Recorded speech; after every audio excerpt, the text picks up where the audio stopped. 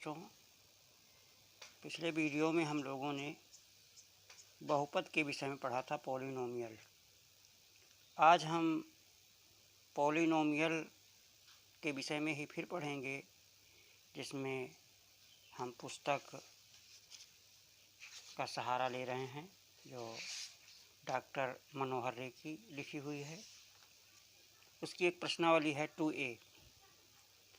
तो बच्चों, हमने बहुपद की परिभाषा बताई थी, बहुपद का मानक रूप बताया था, बहुपद के प्रकार बताए थे, बहुपद के शून्यक क्या होते हैं इनको हमने सीखा था। आज हम बहुपद के शून्यकों का ज्यामितीय अर्थ समझेंगे क्या है, geometrical meaning of zeros of the polynomial.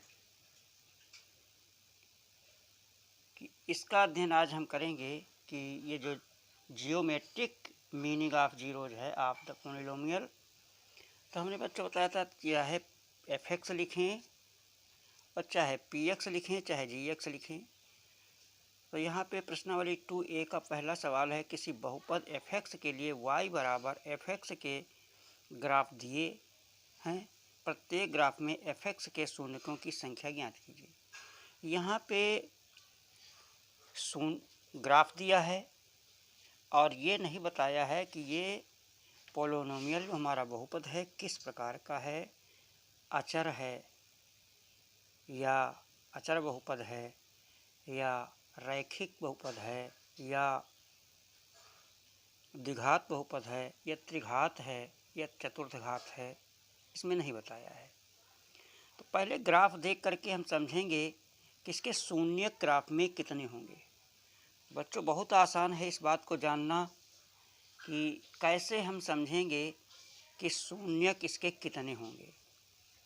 सीधी सी बात है बच्चों, जो हमारा ग्राफ दिया हुआ है, जो हम का एक वक्र खींचते हैं, जो भी बहुपद दिया होगा उस बहुपद का हम जब ग्राफ खींचेंगे x के भिन्न भिन्न मान रख करके, तो उसमें हम देखेंगे जो ग्राफ हमारा तैयार होगा वो x अक्ष को कितने स्थानों पे काट रहा है। x अक्ष को जितने स्थानों पर काटेगा उस बहुपद के शून्यक उतने ही होंगे। तो बच्चों देखिए, यहाँ पहले प्रश्न का जो फर्स्ट फिगर दिया हुआ है, ये एक रेखा दी हुई है, जो ये रेखा x अक्ष को, ये हमारा x डैश है और ये y डैश अक्ष है। ये दोनों एक दूसरे को x और y जैसे दूसरे को o पर काटते हैं। तो दाहिनी तरफ धनात्मक दिशा है, बाईं तरफ ऋणात्मक दिशा है x की। शून्य के मूल बिंदु के ऊपर जो y है धनात्मक दिशा है और मूल बिंदु के नीचे जो है वो ऋणात्मक दिशा है। तो यहाँ पे x अक्ष को अगर दाहिनी तरफ शून्य काट रहा है, तो धनात्मक इसका मान होगा शून्य का, और बाईं तरफ अगर काट रहा है तो ऋणात्मक होगा। तो इसमें हमें देखना है कि इसके शून्यकों की संख्या कितनी है, ये केवल पूछ रहा प्रश्न में। इसके बाद और भी हम इसमें व्याख्या करेंगे और भी चर्चा करेंगे। तो देखिए, यहाँ पे x अक्ष को ये केवल एक स्थान पे काट रहा है। तो ये जो हमारा ग्राफ दिया है, ये जो हमारा बहुपद है, जिस बहुपद से बना है, वो उसका शून्यक 1 होगा। एक स्थान पे काट रहा है तो 1 होगा, शून्यक इसका 1 होगा।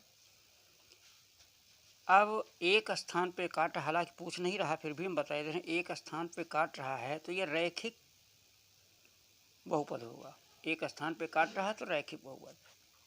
और दूसरे में देखिए बच्चों, ये जो हमारा ग्राफ है ये x अक्ष को कहीं पर नहीं काट रहा है, इसका मतलब इसमें एक भी शून्यक नहीं होगा, और ऐसे शून्यक को हम अचर कहते हैं। ये हमारा अचर बहुपद है, इसको अचर बहुपद कांस्टेंट पॉलिनोमियल्स कहते हैं। हालांकि हमें लिखना है केवल शून्यकों की संख्या। इसमें देखिए x अक्ष को एक स्थान पे, ये हमारा कर्व जो है ये एक स्थान पे काट रहा है तो इसका शून्यक 1 होगा। इसमें देखिए, इसमें x अक्ष को 2 स्थानों पे, एक यहाँ पे काट रहा है, दूसरा यहाँ पे काट रहा है, तो इसके 2 शून्यक होंगे। अगर पूछा जाए कि शून्यक कैसा होगा, तो हमारा द्विघात का होगा। एक तरफ धनात्मक मान है, एक तरफ ऋणात्मक मान निकलेगा। शून्य एक धनात्मक होगा, दूसरा ऋणात्मक होगा। हालांकि यहाँ पे पूछा केवल शून्यकों की संख्या गई है। इस वाले ग्राफ में देखिए, 5वें ग्राफ में देखिए, एक स्थान पे ये काट रहा है, ये ग्राफ हमारा, ये ग्राफ गया है, और दूसरा एक्स अक्ष को यहाँ पे काट रहा है, तीसरा यहाँ पे काट रहा है। तो इसके शून्यक कितने होंगे? इसके शून्यक की संख्या शून्यक 3 होंगे। इसमें शून्यक 3 होंगे। इसमें शून्यक देखिए 1 और 2 स्थान पे काट रहा है तो शून्यक 2 होंगे, शून्यक 2 होंगे। इसके 2 शून्यक बनेंगे। इसमें देखिए शून्यक नीचे वाले में, इसमें एक्स अक्ष को एक स्थान पे ये काट रहा है, दूसरा ये काट रहा है, तीसरा ये काट रहा है, चौथा ये काट रहा है। इसके शून्यक जो होंगे शून्यक 4 होंगे, 4 शून्यक होंगे। इस वाले में देखिए, इसमें एक स्थान पे ये काट रहा है एक्स अक्ष को, दूसरा ये काट रहा, तो इसके शून्यकों की संख्या शून्यक 2 होंगे, शून्यकों की संख्या 2 होगी, 2 होंगे। इस वाले में देखिए एक स्थान पे ये काट रहा है, दूसरा ये काट रहा है, तीसरा ये काट रहा है, चौथा ये काट रहा है, तो इसमें शून्यक 4 होंगे, शून्यक 4 होंगे, 4 होंगे। तो ये होगी हमारी शून्यकों की संख्या। इस वाले में देखिए यहाँ पे नहीं लिखा, तो इसमें 2 स्थानों पे काट रहा है, तो इसके शून्यक 2 होंगे, शून्यक इसके शून्यकों की संख्या बराबर 2। शून्यकों की संख्या कितनी हो जाएगी? संख्या बराबर 2 हो जाएगी। इस वाले में, ऊपर वाले में देखिए, इसमें शून्यकों की संख्या, इसमें एक्स अक्ष को एक स्थान पे काट रहा तो शून्यकों की संख्या 1 होगी। शून्य कितने होंगे? शून्यकों की संख्या या शून्यकों की संख्या ये बराबर हो जाएगी 1। चाहे शून्य कहिए चाहे शून्यकों की संख्या कहिए। एक्स अक्ष को जितने स्थानों पे काटेगा उतने ही इसके शून्यक होंगे। यहाँ पे नहीं काट रहा है तो शून्यकों की संख्या 0 होगी। यहाँ पे शून्यकों की संख्या यहाँ पे बराबर 0 होगी। एक भी शून्य किसका नहीं होगा, ये अचर होगा। यहाँ पे 1 है तो शून्यकों की संख्या 1, शून्यकों की संख्या बराबर है 1। तो बच्चों इसमें पहले वाले में शून्यकों की संख्या 1 है, दूसरे वाले में शून्यकों की संख्या 0 है, कोई नहीं है, और तीसरे वाले में शून्यकों की संख्या 1 है, चौथे वाले में शून्यकों की संख्या 2 है। क्यों है? ये एक्स अक्ष को 2 स्थानों पर काट रहा है इसलिए शून्यकों की संख्या 2 है। इसमें देखिए 5वें में देखिए 1 2 3 शून्यकों की संख्या 3 है, क्योंकि एक्स अक्ष को 3 स्थानों पर काट रहा है। इसके आगे देखिए 6 नंबर में, इसमें 2 स्थानों पे एक्स अक्ष को काट रहा है तो शून्यकों की संख्या 2 होगी। अब इसमें इस वाले में शून्यकों की संख्या, ये 4 स्थानों पे एक्स अक्ष को काट रहा है तो शून्यकों की संख्या 4 होगी, और यहाँ पे एक्स अक्ष को 2 स्थानों पे काट रहा है ये हमारा जो ग्राफ है, इसलिए शून्यकों की संख्या 2 होगी। और इसमें देखिए जो हमारा ये वक्र दिया हुआ है 1 2 3 4 स्थान पे काट रहा है इसलिए शून्यकों की संख्या 4 होगी। तो एक्स अक्ष को बच्चों हमने ये सीखा कि एक्स अक्ष को हमारा जो वक्र है, जो ज्यामितीय निरूपण जब करेंगे तो वो एक्स अक्ष को जितने स्थानों पे काटेगा शून्यकों की संख्या उतनी ही होगी। तो प्रश्न में यही पूछा गया है कि शून्यकों की संख्या क्या है। अगर आप आगे जानना भी चाहें तो अगर शून्यक 1 है तो उसे रैखिक बहुपद कहेंगे, और शून्यकों की संख्या अगर 0 है तो वो उसे हम अचर बहुपद कहेंगे। शून्यकों की संख्या अगर 2 है तो उसे द्विघात बहुपद कहेंगे। शून्यकों की संख्या अगर 3 है तो उसे हम त्रिघात कहेंगे, त्रिघात बहुपद कहेंगे। और शून्यकों की संख्या अगर 4 है तो उसे हम चतुर्थ घात शून्यक कहेंगे। चतुर्थ घात है, ये भी हमारा चतुर्थ घात है, ये द्विघात है।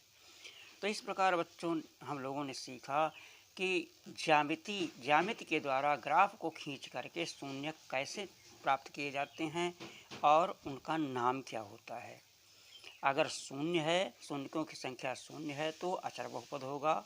अगर शून्यकों की संख्या 1 है तो रैखिक बहुपद होगा, और शून्यकों की संख्या अगर 2 है तो द्विघात बहुपद होगा। शून्यकों की संख्या अगर 3 है तो त्रिघात बहुपद होगा। शून्यकों की संख्या अगर 4 है तो चतुर्थ घात शून्यक होगा।